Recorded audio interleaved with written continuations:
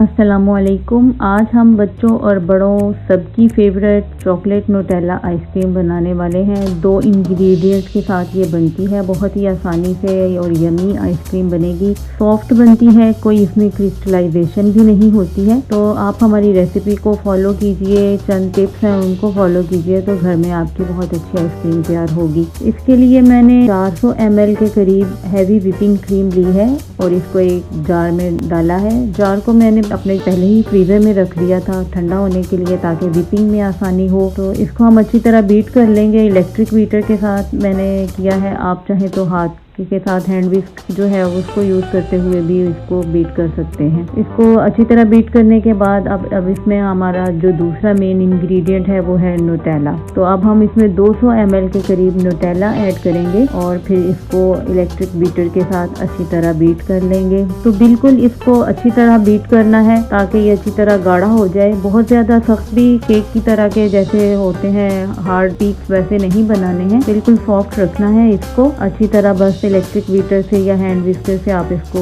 Beat कर लें। एक एयर टाइट जार लिया है मैंने, उसमें आधा जो है ये अपना मिक्सचर मैं ऐड कर रही हूँ और फिर इसके ऊपर से मैं थोड़े से चोको चिप ऐड करूंगी। चोको चिप आप अपनी चॉइस पे डाल सकते हैं, ये ऑप्शनल है, तो अगर आपका दिल चाहे तो डालें वरना स्किप कर दें। थोड़ा सा मैं इसमें चॉकलेट सिरप डाल रही हूँ, it's totally on your choice. आप चाहें तो इसको ऐड करें, अदरवाइज आप इसको भी स्किप कर सकते हैं। तो मेरे बच्चों को ये बहुत पसंद है दोनों चीज़ें, तो मैं इसलिए इसमें थोड़ा इसको ज़्यादा यूज़ कर रही हूँ। अब बाकी बचा हुआ जो मिक्सचर है वो भी हम इसमें डाल देंगे।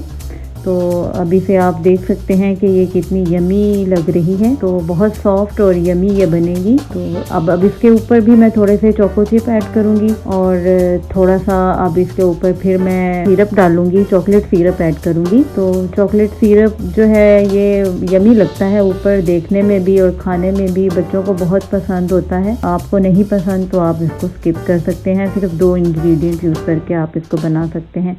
6 घंटे के लिए हम इसको फ्रीज़र में रखेंगे, ज़्यादा से ज़्यादा ओवरनाइट भी आप इसको फ्रीज कर सकते हैं। तो अब हम फ्रिज में रखने के पहले हम इसको किसी भी क्लिंग रैप के साथ अच्छी तरह रैप करेंगे ताकि इसमें एयर जो है वो ना जाए।